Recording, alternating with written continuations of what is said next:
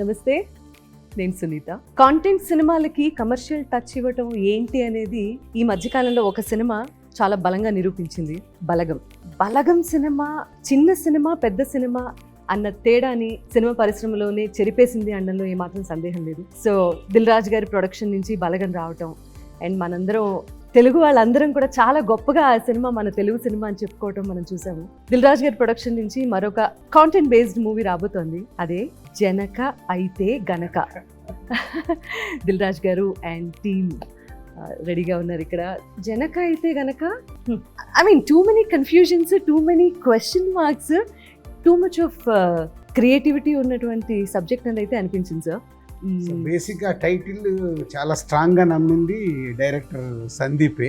మాకు చాలా కన్ఫ్యూజ్ ఉండేది, నాకు రీచ్ అవ్వట్లేదు సందీప్ టైటిల్ అంటే. ఎప్పటికప్పుడు తన ఇంకా అదర్ టైటిల్ చెప్పినా ఫైనల్గా దీనికే రీచ్ అయ్యాం.